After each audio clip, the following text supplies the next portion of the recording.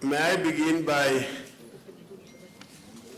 recognizing and saluting the President of the Arab Parliament, His Excellency Right Honorable Adel bin Abdurrahman Al Somi. I salute the Honorable Speaker, who is also the host speaker, the Right Honorable Dr. Hanafi Ali El Gebali, the Speaker of the Egyptian House of Representatives, distinguished honorable speakers of national Arab assemblies and chairpersons of Shura councils, esteemed members of the Arab Parliament, Secretary General of the Arab Parliament, Mr. Kamel Mohammed Farid Sharawi, distinguished invited guests, ladies and gentlemen, comrades and friends. May I start by expressing heartfelt condolences on behalf of the Pan-African Parliament on the devastating earthquake in Turkey and Syria, whose death toll, we understand, is surpassed 23,000, and may the souls rest in peace. I therefore call on the Arab world and Africa to come together now more than ever before to mobilize humanitarian support for Turkey and Syria during this difficult time in order to bring relief to the families affected by the devastating earthquake. May I thank the Speaker of the Arab Parliament, His Excellency Honorable Adel bin Abdurrahman Al Somi, for extending an invitation to the Pan-African Parliament to participate at such an important event, the 5th Conference of Speakers of National Arab Assemblies and chairpersons of the Shura councils under the auspices of the Arab Parliament.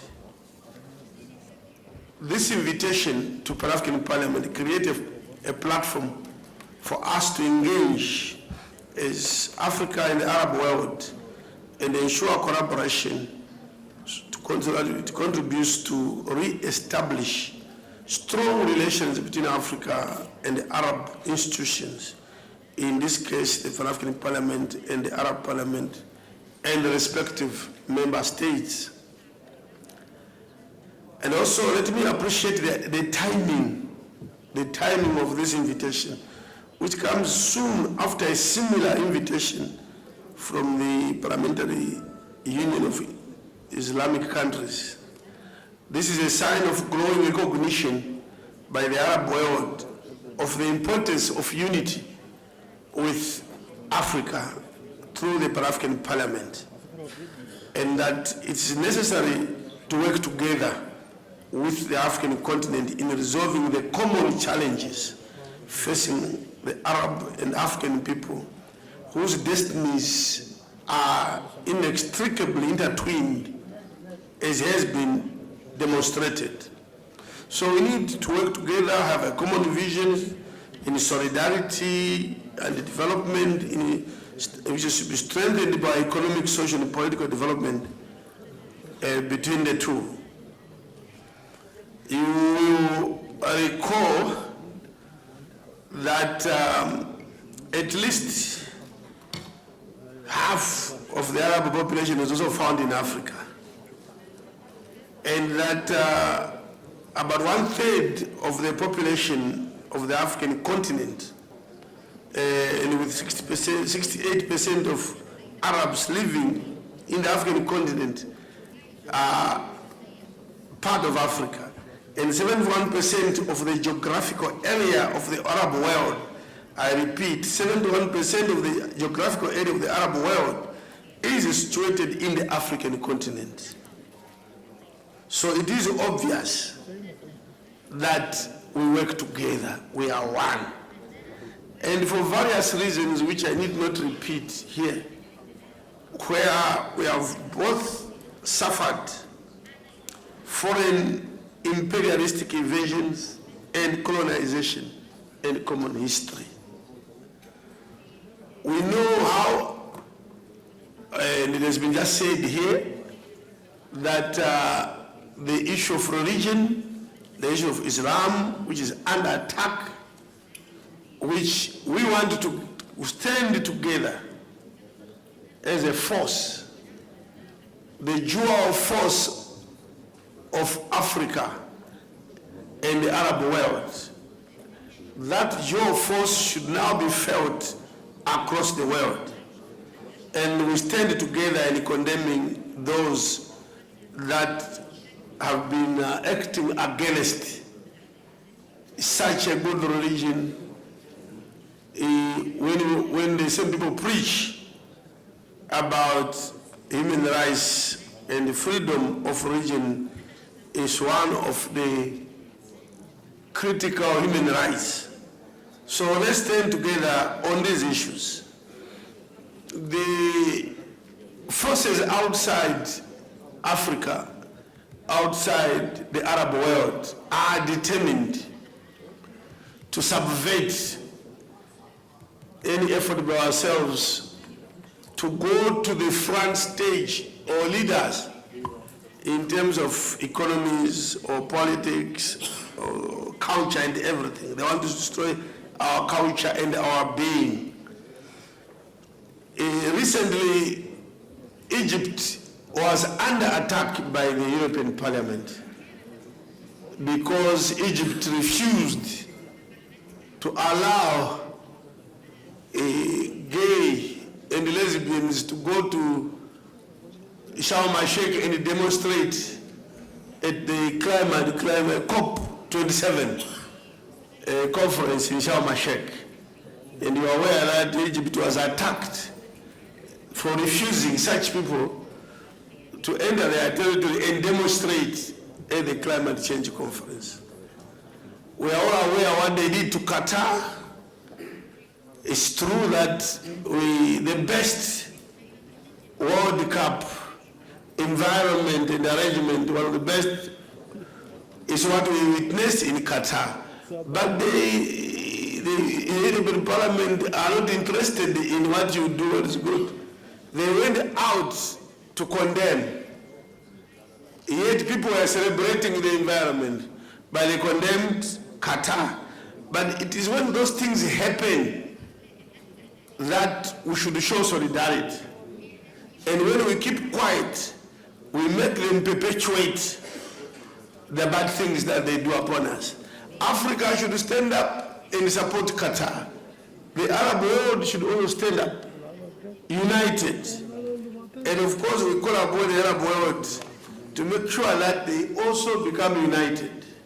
Some of the divisions are caused by imperialist tendencies. I want to remind the Arab Parliament that we do have, and when I say we, Pan-African Parliament, we do have a memorandum of understanding between the Arab Parliament and the Pan-African Parliament, which was signed in May 2013. Unfortunately, this has not been very alive. It's too much on the paper.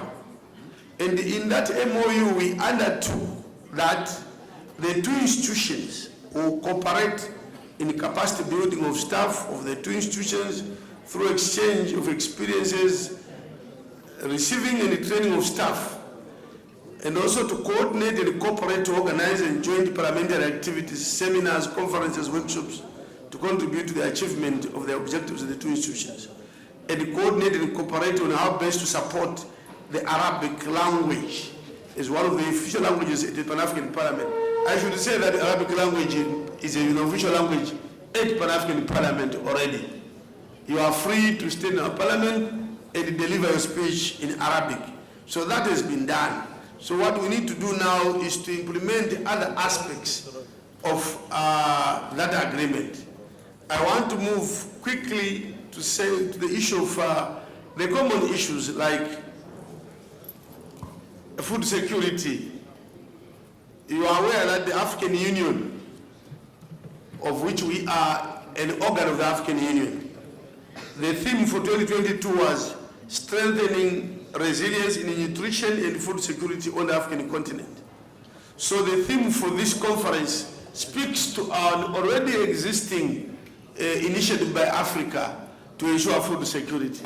Without lamenting this issue too far, I think we need also now, beyond this, Mr. President of the Arab Parliament, that let us, even through our committees as a parliament, let our committees also collaborate, sit and discuss issues. Arab Parliament Committee on Agriculture and Food, Arab Parliament Committee at the African Parliament, let's sit and share how we would tackle these issues of food security. But it's important to say there's no better continent now in the world that can provide food to the whole world than the African continent. Because we have too much land, good land, fertile, best climate, but for some reason the investments are still low. And we work together, including issues of terrorism. We are here, let's cooperate through our committees again. We, in fact, at Pan-African Parliament, Mr. President, we are now developing a model law on food security as a parliament. We want to share that with all the countries as to how we can address issues of food security with others across the continent. Africa is 60% of all the land that is arable, but for some reason we are not performing. But we should say beyond this, let's put into action what we have been saying, including that we have all the natural resources, all the minerals, all the land in Africa. But we are not doing much. We actually invite the Arab world to look to Africa also for investment. I think the time is now. Come to Africa, invest in agriculture, invest in the minerals, because currently, as you know, on the African continent, the minerals are run by companies outside Africa from the West. The major economic activities are run by companies from the West.